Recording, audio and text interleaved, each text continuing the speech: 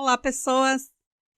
Hoje a gente vai começar a leitura do livro O Alienista, de Machado de Assis. Vamos à leitura. Capítulo 1. De como Itaguaí ganhou uma casa de Orates.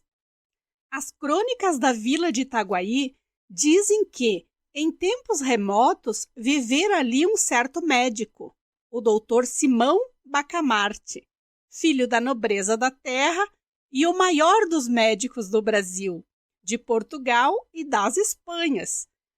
Estudara em Coimbra e Pádua. Aos 34 anos regressou ao Brasil, não podendo o rei alcançar dele que ficasse em Coimbra, regendo a universidade, ou em Lisboa, expedindo os negócios da monarquia. A ciência, disse ele a sua majestade, é o meu emprego único. Itaguaí é o meu universo. Dito isso, meteu-se em Itaguaí e entregou-se de corpo e alma ao estudo da ciência, alternando entre as curas com as leituras e demonstrando os teoremas com cataplasmas. Aos 40 anos, casou com Dona Evarista da Costa e Mascarenhas, senhora de 25 anos, viúva de um juiz de fora, e não bonita nem simpática. Um dos tios dele, caçador de pacas perante o Eterno, e não menos franco, admirou-se de semelhante escolha e disse-lhe. Simão Bacamarte explicou-lhe que Dona Evarista reunia condições fisiológicas e anatômicas de primeira ordem.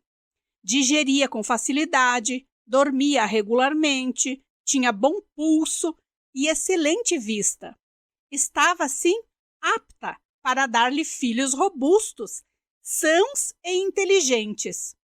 Se, além dessas prendas, únicas dignas da preocupação de um sábio, Dona Evarista era mal composta de feições.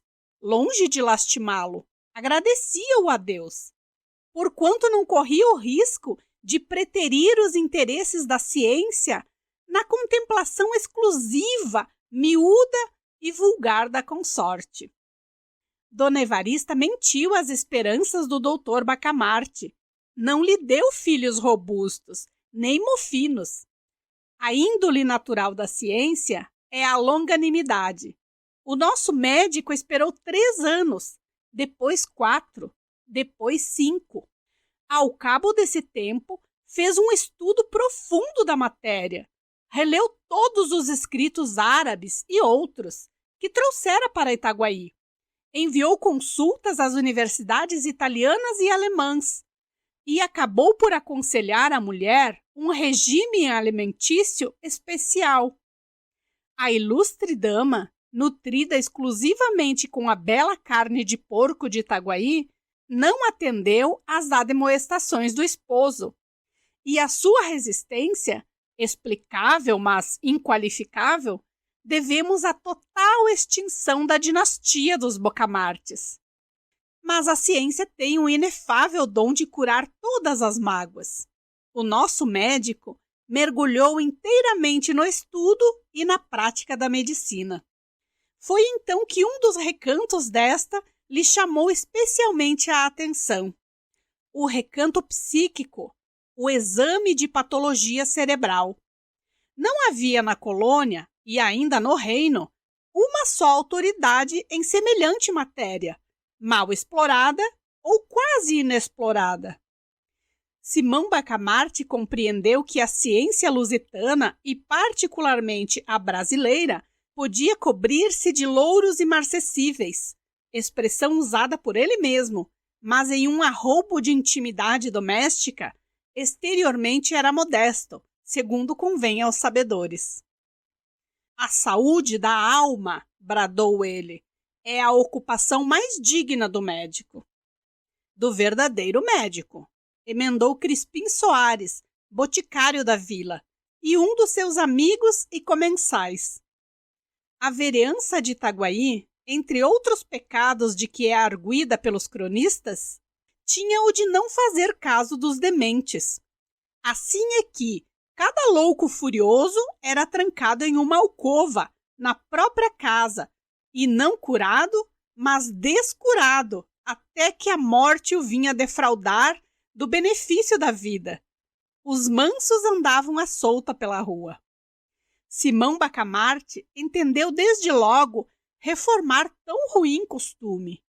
Pediu licença à Câmara para agasalhar e tratar, no edifício que ia construir, todos os loucos de Itaguaí. E das demais vilas e cidades, mediante um estipêndio que a Câmara lhe daria quando a família do enfermo o não pudesse fazer. A proposta excitou a curiosidade de toda a vila e encontrou grande resistência. Tão certo é que dificilmente se desarraigam hábitos absurdos ou ainda maus. A ideia de meter os loucos na mesma casa, vivendo em comum, pareceu em si mesma sintoma de demência, e não faltou quem o insinuasse, a própria mulher do médico. Olhe, dona Evarista, disse-lhe o padre Lopes, vigário do lugar. Veja se seu marido dá um passeio ao Rio de Janeiro. Isso de estudar sempre não é bom. Vira o juízo. Dona Evarista ficou aterrada. Foi ter com o marido. Disse-lhe que estava com desejos. Um principalmente. O de ir ao Rio de Janeiro e comer tudo o que a ele lhe parecesse adequado a certo fim. Mas aquele grande homem, com a rara sagacidade que o distinguia, penetrou a intenção da esposa e redarguiu-lhe sorrindo que não tivesse medo. Dali foi à Câmara, onde os vereadores debatiam a proposta, e defendeu-a com tanta eloquência que a maioria resolveu autorizá-lo ao que pedira, votando ao mesmo tempo um imposto destinado a subsidiar o tratamento, alojamento e mantimento dos doidos pobres. A matéria do imposto não foi fácil achá-la. Tudo estava tributado em Itaguaí. Depois de longos estudos, assentou-se em permitir o uso de 2 penachos nos cavalos dos enterros. Quem quisesse emplumar os cavalos de um coche mortuário, pagaria 2 tostões à Câmara, repetindo-se tantas vezes esta quantia, quantas fossem as horas decorridas entre a do falecimento e a da última bênção na sepultura. O escrivão perdeu-se nos cálculos aritméticos do rendimento possível da nova taxa, e um dos vereadores, que não acreditava na empresa do médico, pediu que se relevasse o escrivão de um trabalho inútil. Os cálculos não são tão precisos, disse ele, porque o doutor Bacamarte não arranja nada. Quem é que viu agora meter todos os doidos dentro da mesma casa? Enganava-se o digno magistrado. O médico arranjou tudo. Uma vez empossado da licença, começou logo a construir a casa. Era na Rua Nova, a mais bela rua de Itaguaí naquele tempo. Tinha 50 janelas por lado, um pátio no centro e numerosos cubículos para os hóspedes. Como fosse grande arabista, achou no Corão que Maomé declara veneráveis os doidos, pela consideração de que Alá lhes tira o juízo para que não pequem.